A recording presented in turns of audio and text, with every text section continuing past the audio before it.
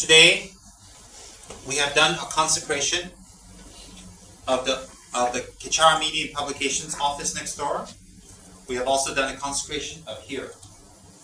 The consecration consists of making offerings to the Buddhas, requesting the Buddhas to come, requesting the Buddhas to remain, requesting the Buddhas to turn the wheel of Dharma,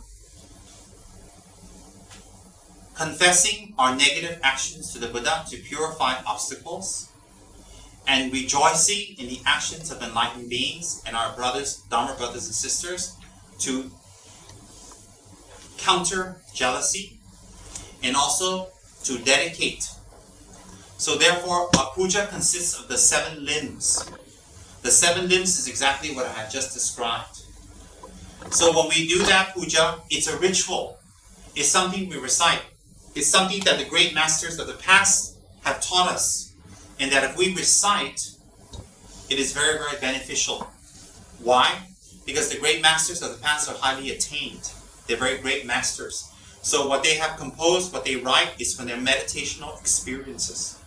So when we recite and we follow their meditational experiences, it will invoke upon the blessings in order for something to be very successful. But the real blessing is not the ritual or the pujas or the offerings that we do or we recite. The real blessing is to create the causes for a Dharma institution to arise. How to create the causes for that? To create the causes for a Dharma institution to arise is simple, yet very deep. A Dharma institution's specific purpose is to counter the selfish mind. A Dharma institution's purpose is specifically to counter one's self-centered mind. So when one's mind is very self-centered, then anger develops, jealousy develops, hatred develops, attachment develops. All these negative emotions arise from the selfish mind. Greed, attachment, jealousy.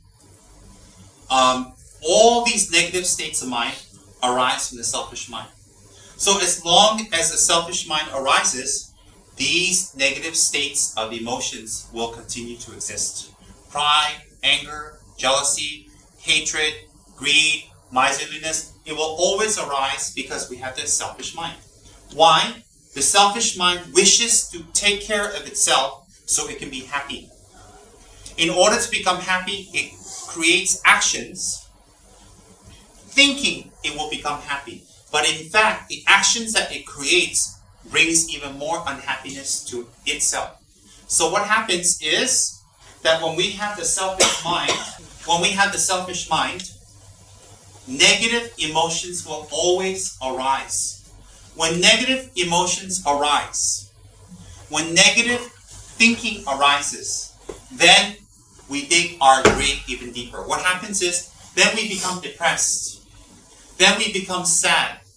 Then we become forlorn. Then we become disappointed. Disappointment, forlornness, depression, sadness arises from what? When what we want to accomplish is not accomplished. What we want to accomplish cannot be accomplished when we use the wrong method. When the wrong method is used, wrong results come. When wrong results come, even temporarily, if it looks very good, ultimately it brings unhappiness. For example, if we have a very sharp tongue, we have a very bad mouth, and we always scold, we always talk, we always put other people down, we always use our mouth to hurt other people, what will happen? People will not want to be around us. Immediately when people do something and we don't like, we scold them. So when we scold them, we have some kind of satisfaction. Oh, see, they did something I didn't like, I scold them, I feel better now. I feel much better because I scold them. But actually, temporarily you feel very happy. Very, very happy. But this happiness is false happiness. Why? Because it arises from anger. So therefore, when we scold people, when we tell them off, when we say things to them all the time, 1 time, 2 times, 3 times, they will take it. But 4 or 5 times, they run away. So when they run away, what happens? We don't have friends. We're very lonely. So when we don't have friends, we're very lonely. What do we need to do? Then we need to fake ourselves. We need to put a cover or facade. We need to, when people see us, we need to look like we're very nice. We need to talk very soft. We need to use very sweet words. We need to use very sweet body language. We need to be very, very beautiful. We need to fix ourselves up. So why? Because we don't have what it takes to attract people on the inside. So we need to attract them by false pretenses. Meaning, nice speech, nice appearance, nice words. But actually, when they know us better, and we slip, when they know us better and we slip, then they run away. So therefore, lying, putting up a false front, wanting face, wanting to look good, arises from what? Arises from depression, arises from sadness, arises from being alone.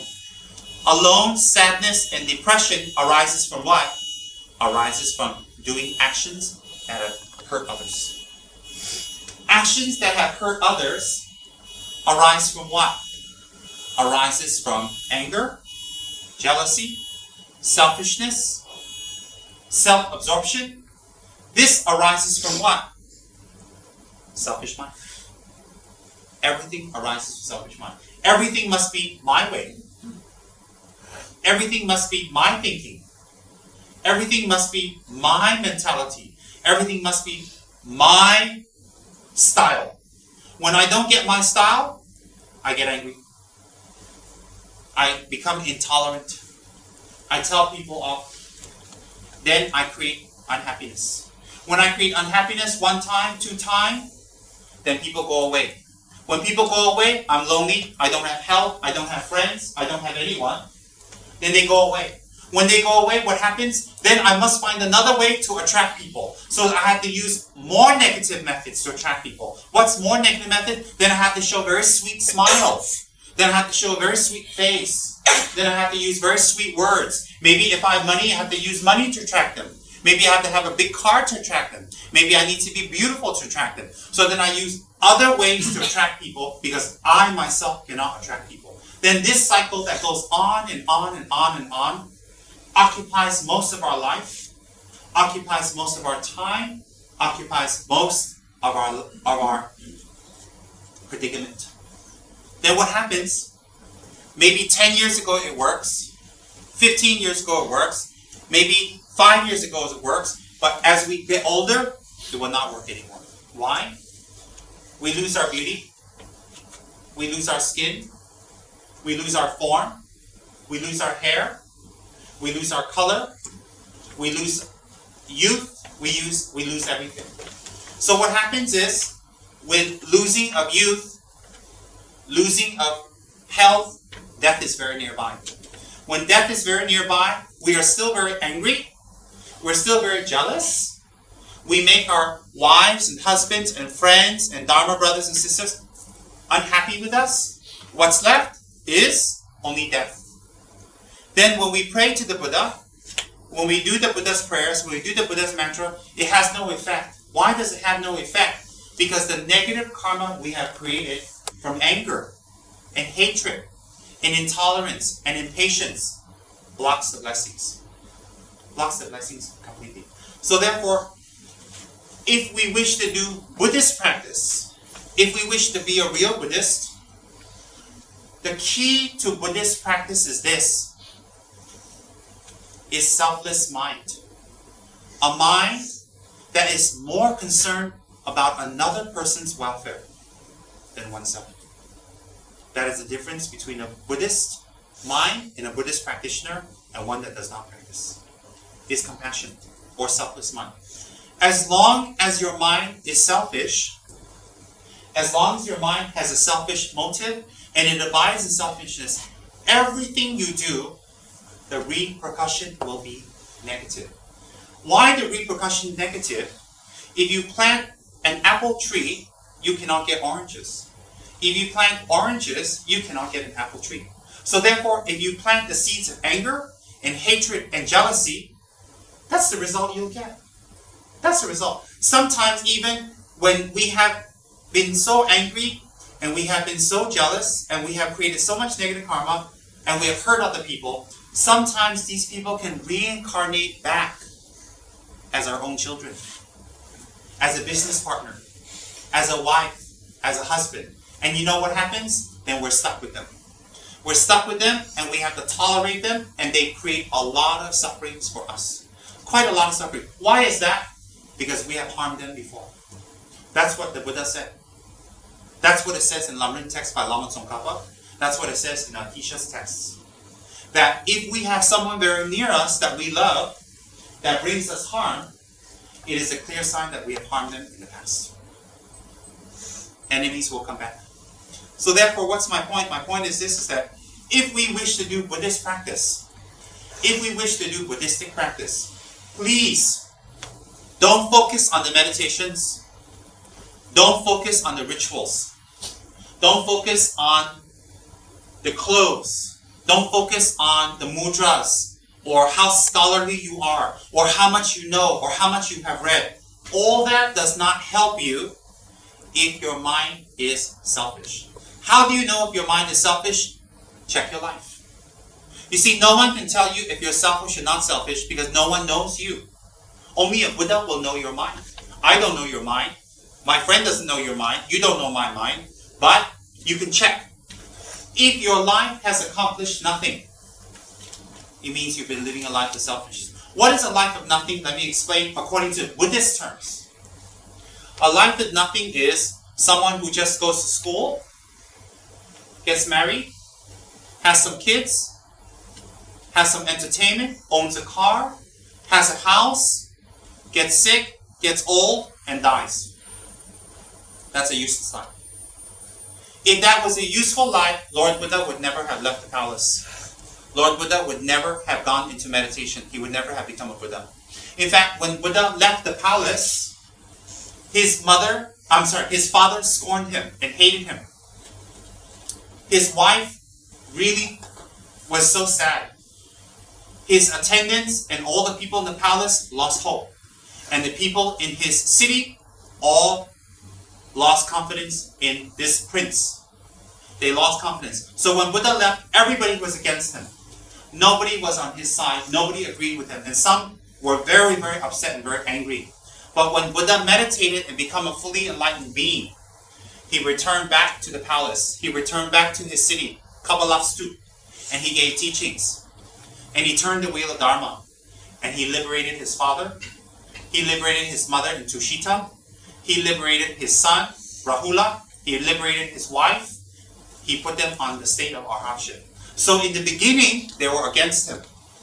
But Buddha meditated and said, no, I don't want to live what my father lived. I don't want what my neighbors live. I don't want to live what the other royal family lived. Just marry, have kids, have family, get old, and die. No. Because why?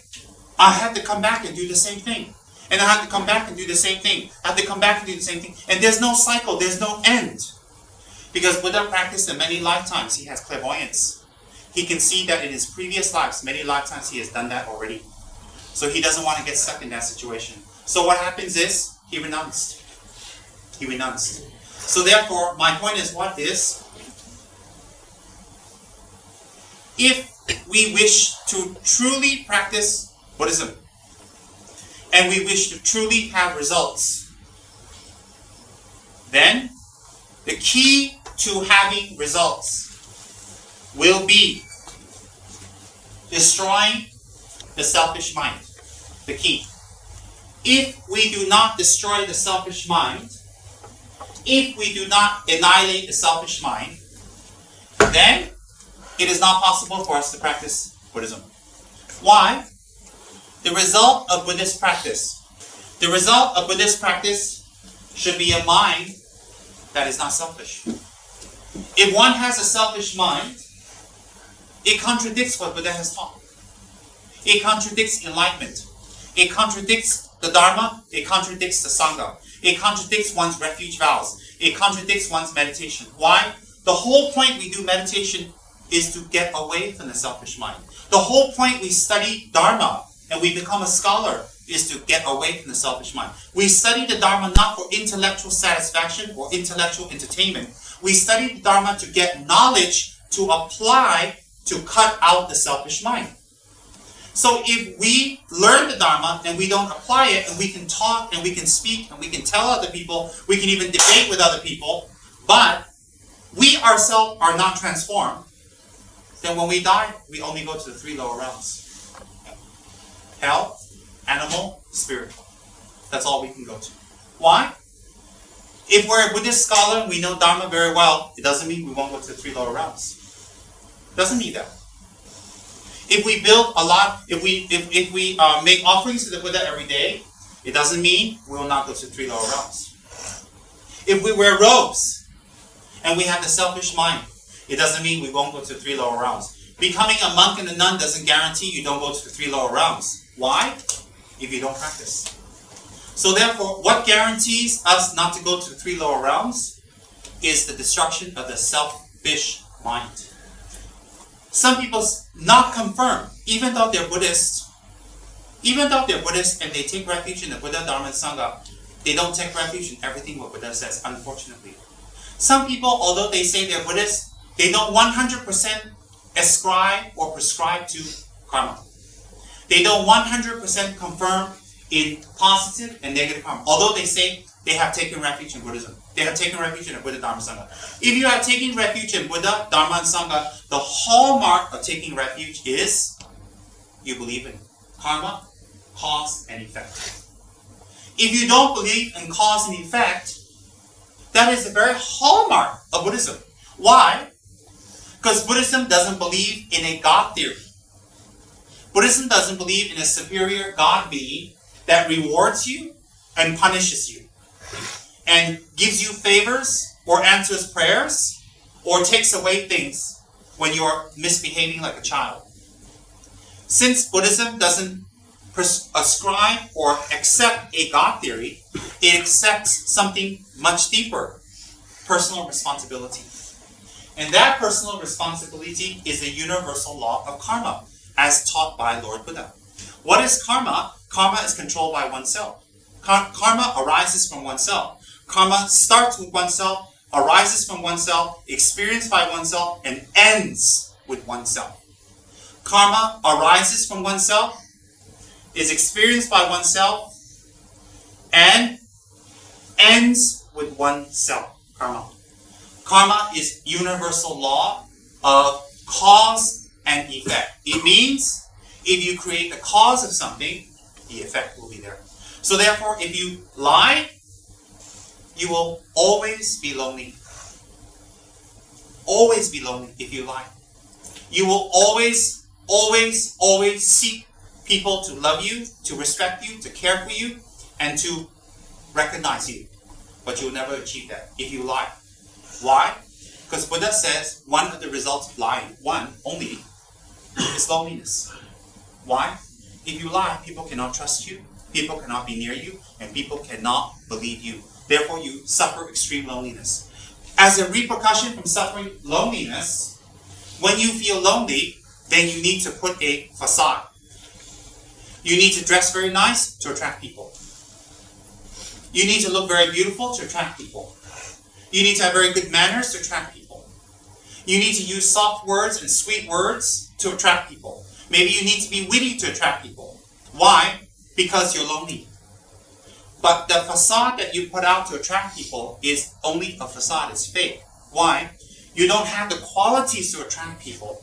Therefore, since you don't have the qualities, you have to put forth something superficial to attract people. But the problem is when people get to know you better, when people get to understand you better, you become even more lonelier. Why? Because your attracting people tactics did not work. What is that? Your nice words, your pretty face, your handsome body, your good clothes, maybe money, maybe position, maybe name, cannot attract. Why? Even the people that you attract because of your name, your position, and money are attracted to you not because of you, but they want something from you. So in the end, you feel even more lonely. Why do you feel even more lonely? Because nobody around you is there for you. They are there for something to use you or to get something from you. So when you know that people want to get something from you, any normal person will feel very lonely and feel very sad. Hence, a lot of movie stars who are beautiful and rich kill themselves, commit suicide, do drugs, do a lot of alcohol to blot out the pain. Why? Although so many millions of people admire them, they know that it's not for them. And they don't admire themselves. So what happens is, the reason we lie, the reason we cheat, the reason we don't take responsibility, the reason we have anger, the reason we're rude, the reason why we twist things around is for one reason, is to become happy. Because we want happiness. We want some benefit. Now, my question is very simple. Happiness means a state of mind where you have no more fears. You have no more worries. You're confident. Happiness comes from a state of mind of confidence and freedom and knowing you're doing the right thing. Happiness arises. But if we lie and we cheat, we show anger, we scold, and we're very rude, and we have bad motivation to people, how can that equal to happiness? How can that equal to happiness? Why? How can, as I say, you plant an apple tree and get oranges? It's not possible. So even if you don't believe in Buddhism, even if you don't believe in karma, okay, but you have to believe in logic. You have to believe in logic. If you lie, if you twist things around, if you steal, if you manipulate, if you're stingy, if you are selfish, how to gain happiness? How to gain respect? How to gain friends? How to gain a mind free from fear? What's fear? That you will be discovered. That you'll be caught. So the fear of being caught makes you lie more, cover more, show more ego, show more arrogance, show more anger. Maybe you get even more and more angry. Maybe you become habituated in anger and you can't get rid of it. I know people who get angry very fast, instantly, non-stop. Why? Because inside they don't have anything. Inside they have not accomplished anything. They have not done anything with their lives. And so as they get older, they have that shame. So when you say anything to them that's even slightly sounds like criticism, they snap back at you. Why? They want you to back off. They don't want you to remind them that they have not done anything with their lives. They don't want you to remember or help them to remember they have not done anything with their lives. So therefore, my point is, what is anger, greed, manipulation, lying, cheating, stealing, all that arises from one source, the selfish mind. All that arises from the selfish mind. Think about it. The selfish mind makes you angry at another person. Why? Because you want them to do things your way. You want things your way. If they don't do things your way, you become angry. If you become angry and you scold them, and then you go to the altar and you pray, what result would that be? What result?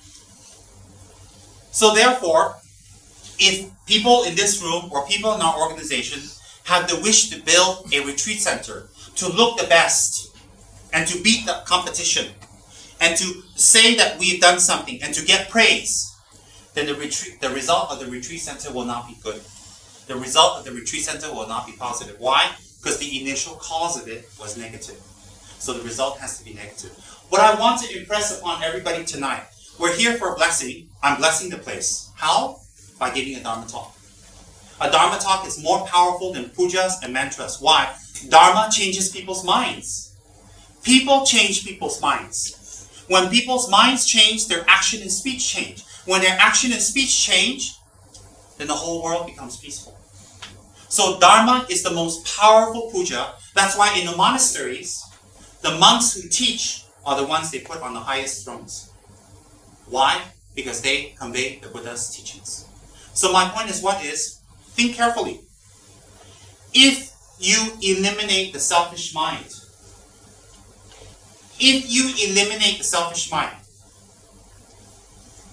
a lot of your problems will go away. If you eliminate the selfish mind, a lot of your fears will go away. If you eliminate the selfish mind, a lot of your apprehension about old age and death will dissipate. Why? Selfish mind creates fear. Selfish mind makes us hide. Selfish mind makes us lie. Selfish mind makes us greedy. Selfish mind makes us intolerant. Selfish mind makes us impatient. Selfish mind makes us old. Selfish mind makes us sick. And selfish mind eventually leads us to a negative rebirth when we die. All that arises from the selfish mind. Let me give you an example. This is what I said to some of my other students before, but there's a lot of new people, so I'll go through it again. It's short and quick but precise. We shouldn't be concerned. We shouldn't be concerned if everybody around us is selfish. We shouldn't be concerned if everybody around us is angersome. We shouldn't be concerned if everybody around us is full of tricks. People around us who are negative should not drag us down.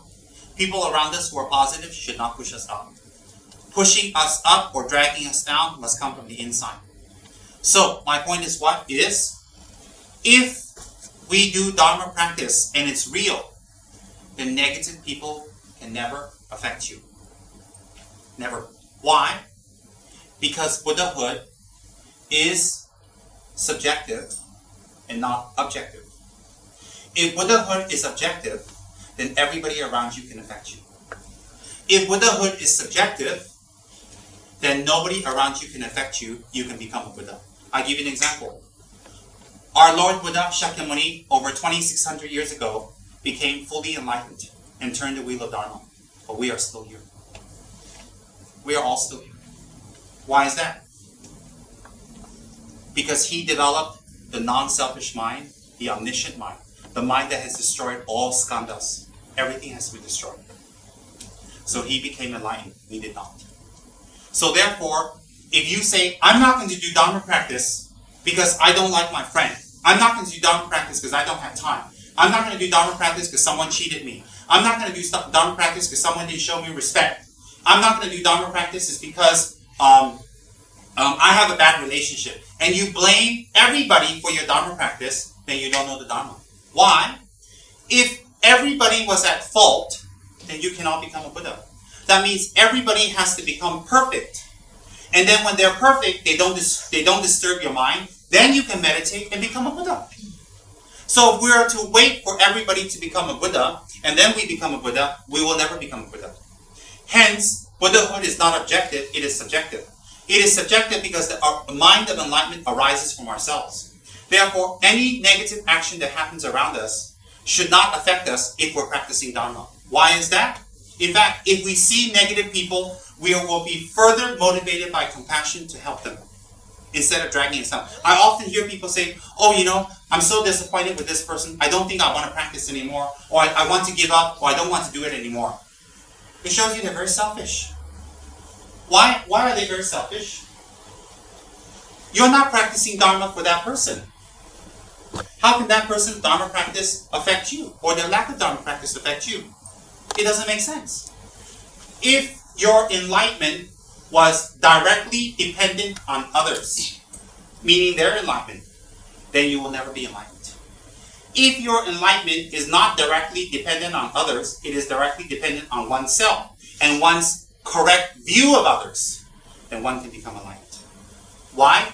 Because enlightenment is subjective. Does everybody understand that? It is subjective. If enlightenment is not subjective, there is no Buddhahood already. None. So therefore, if we use excuses not to transform and not to change, if we use excuses not to transform and change ourselves, and we blame it on this person, or that person, or that person, or this person, we blame it on many people, and that's why I'm not practicing Dharma, then you're wrong. If we were to debate in a monastery, you will be wrong.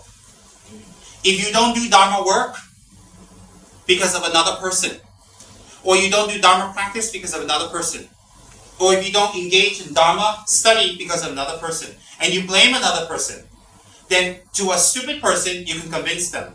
To a person with wisdom or someone who understands Dharma, you will not be able to convince them. Why? They can debate with you and you will lose a debate. How will you lose a debate?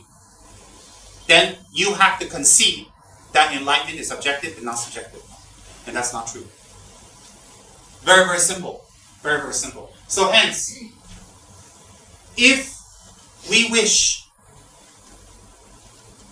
to practice Buddhism, we must reduce the selfish mind. The amount, listen carefully, the amount that we have reduced, is Dharma. The attempt and the process of reducing it is practicing Dharma. Let me define again.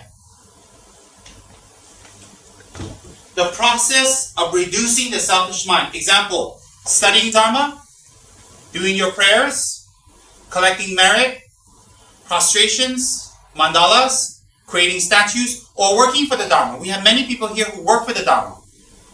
Is doing Dharma practice. It's not Dharma, but it's doing Dharma practice. Why is it practice? Dharma practice is lessening the selfish mind. So if your selfish mind is this much, and it's become this much, this amount that you have lessened is Dharma. Not Dharma practice, is Dharma. So this, if it's like that, and you've lessened to this much that's left is Dharma practice remaining. But this amount that you have finished is Dharma. What is Dharma? Dharma is creating happiness that is lasting without fear. Fear of it ending, lasting because the causes of it is correct. Example, if you steal money and you buy a house and you buy a car, you have fear. If you'll be discovered, someone will let the cat out of the bag, someone will expose you. You have fear. So that's not having something with happiness. But if you work hard and you earn the money righteously, then when you buy a house and you buy a car, you don't have any fear. Nobody takes it away from you. Nobody can take it away from you. Why? You earned it. Even if someone says, hey, you stole that money, I'm going to take you to court, you say, oh, you can take me to court. Why? You have no fear. So money earned from righteous ways, you have no fear. Money earned from unrighteous ways, you have fear. Similarly, if you have mistreated someone, if you have scolded and shouted and not nice to people, and you have lost their friendship, and you have lost their company because of your bad mouth, then you have fear. Why? Because then you have to cover. You have to lie to people. You have to tell them that, no, it's their fault. You have to explain. And then they'll find out more, Eventually, you have a lot of fear. What kind of fear? You'll be discovered. So hence, all these negative actions come from what? All these negative actions come from the selfish mind. The selfish mind arises from what? The selfish mind arises from ignorance. The prime ordeal cause of all samsara is ignorance. What is ignorance? Having wrong projected views of how things are and how things are not. Wrong projected views and acting upon the wrong projected views. Acting upon the wrong projected views arises selfishness. That is the basis of samsara. So therefore, if you wish to engage in Dharma practice, it is wonderful to invite a Lama Tsongkhapa statue home, a Buddha Shakyamuni statue home. It is wonderful. It is wonderful to make offerings to the Buddha every day.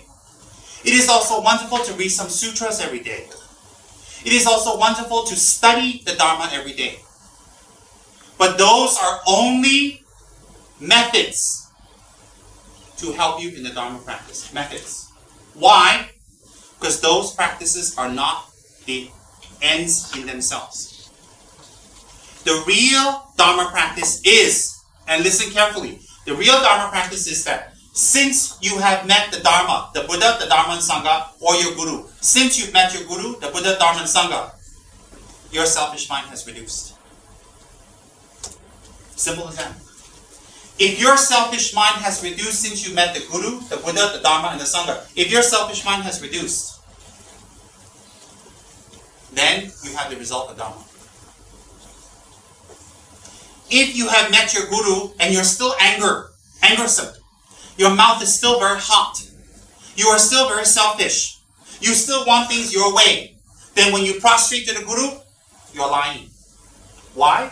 Because what the Guru told you, you didn't do. You're lying. So every time you show respect to the Guru or you give an ang pao to the Guru, what you're doing is you're bribing your Guru. How are you bribing? You're bribing your Guru because you show nice action, you give an ang pao, hope he don't scold you. Hope he doesn't tell you the truth. And you're lying. For an ordinary person like me, you can trick me very easy because I'm normal. But you cannot trick your karma. You cannot trick your karma. So the results of that karma will be you're alone. In this life and future lives. So therefore, since you have met your Guru, you have to check, how have you improved? Why do we put the pivotal point as the Guru? Why? Because a Guru is a teacher. A Guru is someone that expounds and gives you knowledge to practice. Buddha Shakyamuni started that system. Buddha Shakyamuni was a Guru. Tsongkhapa was a Guru. What is a Guru? A teacher. What is a teacher? Someone who helps you to find yourself. So if you lie to your teacher, you are lying to yourself. If you trick your teacher, you are tricking yourself. If you break your samaya to your teacher, you break your commitment to your teacher, you break your promise to your teacher, you are lying and breaking your samaya to yourself. Why? Because the teacher helps you to find yourself. But if you lie to the teacher, avoid the teacher, or don't do what the teacher says, you lie to yourself. Ultimately, the teacher helps you to find yourself. Ultimately, that's the purpose of a teacher, to help you find yourself. Why? Because one day, you're going to separate from your teacher, but your mind and your karma will follow you. So you need to check. Have I improved? How can you check? The people around me, do they like me? Do the people around me, did they say I've changed? It's when I talk and when I act, do I bring people to the Dharma? One very good way to check if you're really practicing the Dharma, one good way, it's not the only way, one good way is, how many people have you brought to the Dharma? How many people? Why? If you have a good product, other people want it. If you don't have a good product, nobody wants. So if your product is very good, with a little bit of advertisement, everybody wants. I want, where you get from. Your product no good, even you advertise, nobody wants. So if you're really practicing Dharma, you think, how many people have you brought to the Dharma? I'm not talking to the temple. I'm not talking to your Guru. I'm not talking to your Dharma center. I'm talking, you have influenced them to practice the Dharma and become real Dharma practitioners. How many people? If you have brought 0 or none to the Dharma, it means that your product is not very good. Simple. Your product is no good. Your product talk nice, look nice, act nice, but open up, not nice. Very simple. Now, you can check, very simple, another one. You say, but I'm a lay person. I have to work. I have to make money. I have to pay my bills. Yeah, but you created the trouble yourself. Don't blame yourself. Don't blame Dharma. Did you bring your wife to the Dharma? Did you bring your husband to the Dharma? Did you bring your children to the Dharma? Did you bring your parents to the Dharma? That should be a shortcut. They already like you. You already live with them. Very simple. If your children are not convinced regarding you and your Dharma practice, who do you think you can convince? They already like you well. Then if your wife doesn't like the Dharma because they look at you one kind one, how? Then if your husband doesn't want to listen to your Dharma talk, what do you think? You start talking Dharma, your husband says, oh, thank you, money for my home. And then what about your children? Your children, maybe when they're young, they're stupid, ignorant, don't know anything. As they grow older, do they grow up to respect you and love you and listen to you? Or they start to repel you and not listen and don't care? Then you can check your Dharma. So don't talk about saving the whole world. Don't talk about saving all of our beautiful Malaysia. Don't talk about saving Kuala Lumpur. Don't talk about PJ. Just talk about your family. How many people in your family did you bring to the Dharma? If it's nobody, then you don't have anything. You think? Why? Because when you talk about Dharma, they look at you and say, yeah. Because you know why? They don't see a change. They don't see a change in you. If they see a change in you, they will come to the Dharma. Then you say, what's the big deal if my parents don't come to the Dharma? What's the big deal if my children and my husband and wife don't come to the Dharma? The big deal is this: you have no compassion. You have no compassion. Why is it if they don't come to the Dharma, you don't have compassion? Because if you have compassion, you will lessen your selfish mind in order to help them. If you have lessened your selfish mind, you will be able to help them. If you can help them, it means that you have gained something. You care about them.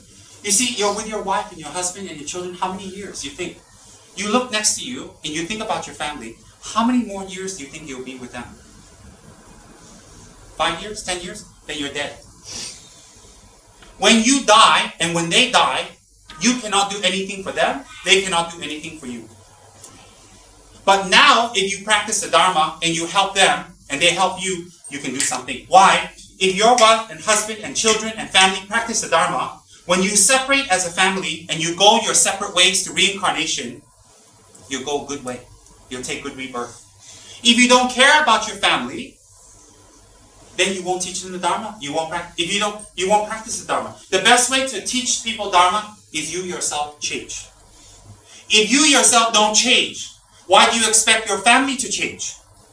If you yourself don't transform, why do you expect the people around you to transform? Why? It's only nice words.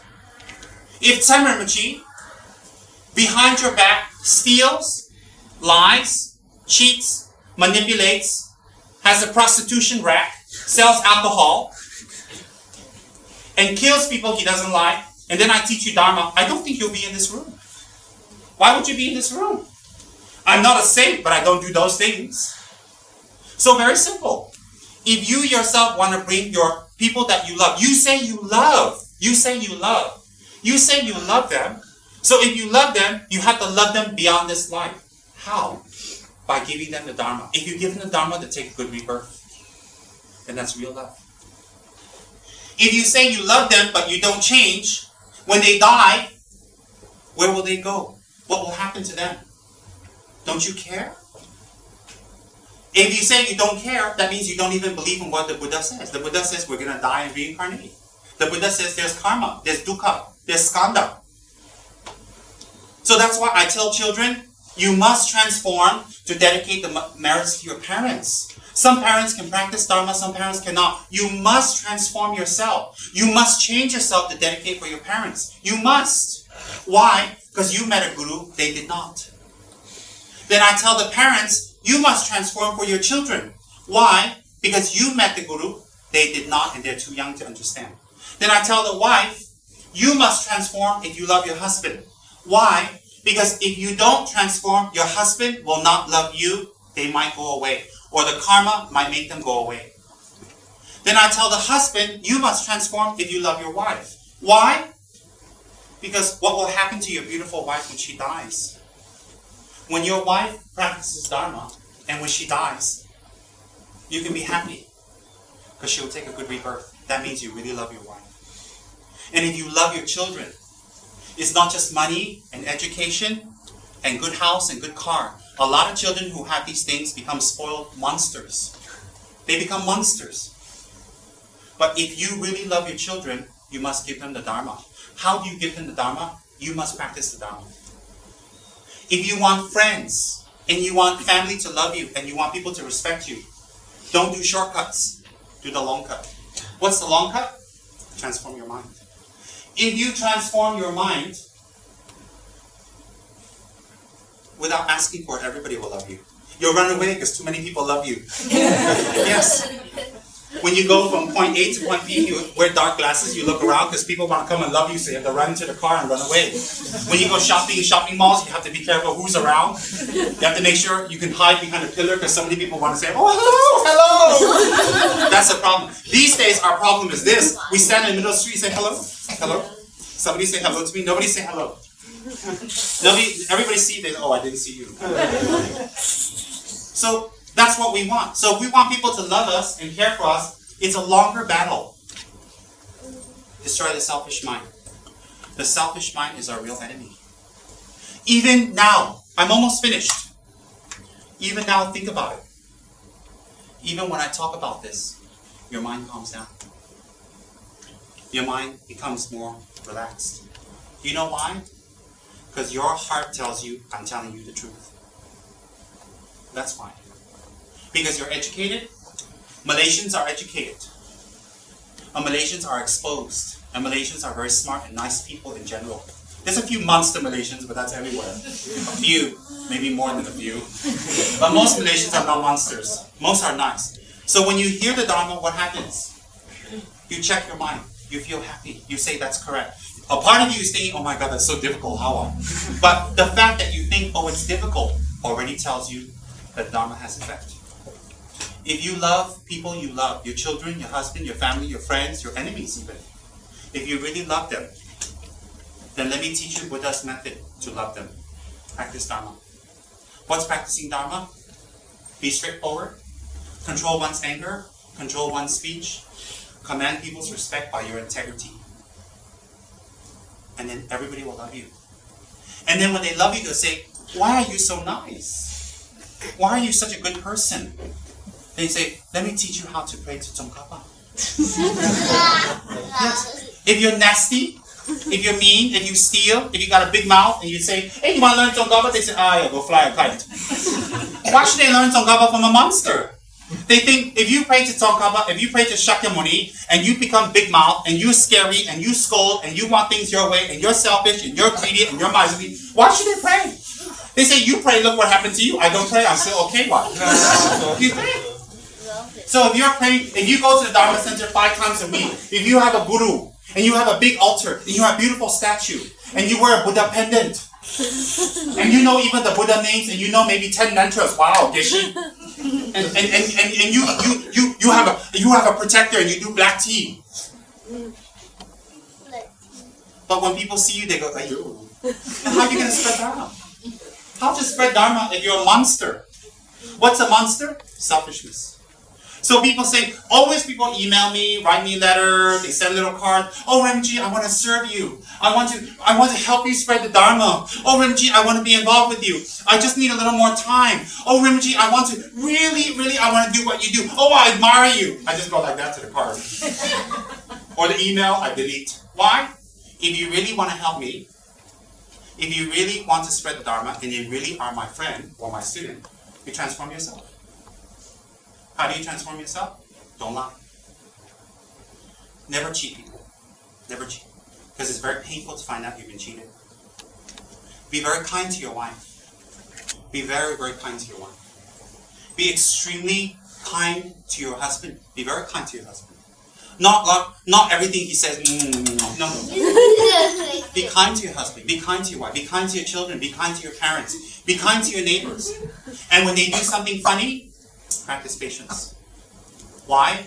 They are funny. They do funny things. And there are people out there who are monsters. But it doesn't mean you need to be a monster like them. If they're a monster and they make you a monster, and you use that as an excuse, that's why I cannot practice Dharma, then there's no Buddhahood. Because Buddhahood is objective, not subjective. Buddhahood is in your mind, not their mind. So, Buddha is dead. Buddha, Shakyamuni, and Lama Tsongkhapa is dead. But why is Buddhism still growing? Because their students are practicing Dharma and spreading it. So if you want Tsem Rinpoche's Dharma Center to grow, if you want the Dharma to grow, you must practice Dharma. If you practice Dharma, the Dharma will grow. If you don't practice Dharma, the Dharma won't grow. Ask yourself, the last year, from the time I met my Guru to now, how many people did I bring to the Dharma? How many? Most of you is less than 5 fingers. Some of you even not half a finger. So since you joined the Dharma till now, how many people have you brought to the Dharma? If it's 0, that means you're 0. Very simple. Why? If you have something good, everybody wants what? If you don't got something good, you stand there naked, nobody wants. Think about it. So how do you start Dharma practice? How? Let me tell you how. Every single day, do Lama Tsongkhapa's Guru Yoga. Because you need to collect merit. You want to practice Dharma? Let me teach you how. Let me teach you today. You need to collect merit. The reason you need to collect merit, according to Shakyamuni, is if you collect merit, whatever you learn, you will be able to apply. If you don't have merit, whatever you learn, you cannot apply. Simple as that. If you apply, you will get the result. If you get the result, you become a Buddha. 1. 2. How do we start? Everybody around us. Stop complaining. Immediately stop complaining about the person around you that bothers you. Why do you stop complaining? Because up till now, it didn't change them, so why you complain will change them. Stop complaining. Why is that Dharma practice? Because you generate tolerance and patience. Second thing is, the person closest to you, be very kind to them. Not 1 day or 2 days. Not when you're in a good mood. Not when the business is good. Not when your hair not caught in the rain. Immediately be nice to them. Control your mouth. Control your tongue. Control your teeth. Control your vocal cord. If the speech will hurt them, don't say it. You're right or wrong doesn't matter. Because when you go to hell, you're wrong. Simple. Simple. When you do black tea to your protector, the protector is like this. That's all. It's simple. So if your mouth is big and you do black tea, oh, Satrap, help me do business, help me make money, help me find girlfriend, help me find boyfriend, help me find both. And Satrap is like that. That crazy one again. That one steal, that one lie, that one BS, that one got big ego, that one's greedy, that one don't want to do practice, that one always lying. When you pour the black tea, right, it's like you bang the garbage can on him. Bang, bang, bang, bang, bang, bang. You cannot take it. You think about it. You think carefully. So if you want to practice Dharma, let me teach you. Do Lama Tsongkhapa's Guru Yoga every single day. It's very short. Malaysians like things short and sweet. Because why? We're very hardworking for ourselves. So you do Guru Yoga every day. You do Miksema 21 times. Lama Tsongkhapa's Miksema. If you have the fortune to receive any of the higher tantras, such as Vajrayana, Yamata, do it. Don't waste time. Why? At death, nothing can help you. So you do Lama Tsongkhapa's Guru Yoga every day. If you have time, because you can drag yourself away from yourself. Yes, it's literally that. Drag yourself away from yourself. Then you do Setra Black Tea. And you know what you pray to Setra? Don't pray to Setra for a lottery ticket. Don't pray to Setra, you get a girlfriend, boyfriend. Pray, surprise Setra. Say, I'm going to surprise you. Yes. How do you surprise Setra? You say, please bless me that I can understand Buddha's teachings and practice. Setra got shocked. First time got shocked. Why? Everybody asked Setra, give me money, give me girlfriend, give me boyfriend, give me good health, give me long life, give me success, give me a boy. You know, like when I have son don't want to have a son, too late. Anyways, give me a boy. This one all day Setra, talk, Setra, like. Then out of millions of sentient beings, millions, Setra, please help me to alleviate obstacles that I can practice the Dharma. Setra will eat. What? He really look at it. No, I'm not kidding. Then you ask that every day, Setra become very close to you. Then whatever obstacles, you remove your obstacle. Your business not. If your business is not moving up, it's not Setra or your protector not helping you, it's you're breaking your samaya, what you promised you to do. Your business will go down. Why? What did the Guru tell you to do? Guru tell you massage him all day? No. The Guru tell you give you all his money? All your money? No. Well, some people. Anyways, did the Guru tell you to go clean his house? No. Did the Guru tell you to cook for him every day? No. Then you didn't cook, you didn't massage him, you didn't give him all your money, so therefore your business go down? No. No. Except one person. Good. You laugh. What did Guru tell you to do? Control your mouth. What did Guru tell you to do? Be kind to your wife. What did Guru tell you to do? Be patient with your husband. What did Guru tell you to do? Be kind to people around you. Don't be mean, don't hurt them. If you break that commitment, you do black tea, no success. Your business will go down. Your life will go down. Your happiness will go down. Why? You broke your commitment to your Guru. Oh, my Guru, my Sifu, I promise I do anything. I give you everything you want. I give you my house. I give you my car. I give you my luck. I give you myself. No, thank you. I give you everything. Yeah, you promise your Guru what? Some of you take refuge, oh my Guru, oh Namo Guru Be, Namo Buddha, Namo everything, Namo Buddha. Then when Guru tells you, control your mouth, you cannot control. Okay? You broke your Samaya. Samaya is a promise you made to your Guru. A real Guru want you to change your mind. A fake Guru like me want your money. Very simple. You just check it. How the Guru teaches Dharma doesn't matter. Listen to the word. Go deeper, listen to the meaning. How the Guru gives you Dharma doesn't matter. Listen to the meaning and then contemplate. So, you want to keep your commitment to your Guru, you want things to be successful, you want your children to practice Dharma, you want your husband and wife to be harmonious, you want yourself to have happiness, you follow what your Guru said. What your Guru tell you, control your mouth, control your anger, control your jealousy, control your temper, lessen your selfish mind. How to lessen your selfish mind? Every day, 5 minutes, think about other people. No motive. I will help this person, no motive. Next day, 10 minutes, 10 minutes, 10 minutes, 15 minutes. Increase that. Even when you think about another person, you start thinking about yourself. You will feel some release. You will feel some release in your mind. If you think about another person and generate compassion and kindness, it's like a mental massage. You'll feel some lightness. You'll let go of fear. You become better. Because we live in fear. The fear is created from our negative action. That's created from our selfish mind. All from our selfish mind. So therefore, what's very important, you want to do Dharma practice, start today. How? 2 things. Very simple. Do your Lama Tsongkhapa Guru Yoga to collect merit. That's the most easiest way without initiation, collect merit. The second way is immediately be kind to the people around you. 1 day, 2 days, 3 days. Even the person around you get on your nerves.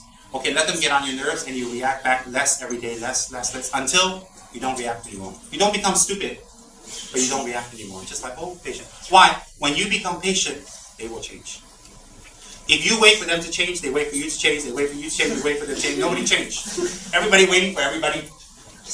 So if you change, they will change. Even if you change, they don't change. When you die, you say bye-bye, you go up, bye-bye, bye. When they die, they bye-bye, bye-bye, bye-bye, bye-bye, bye. They go into 3 long rounds. So, even if you change, they don't change, never mind. Which bye-bye you want? Bye-bye or bye-bye? Think about it.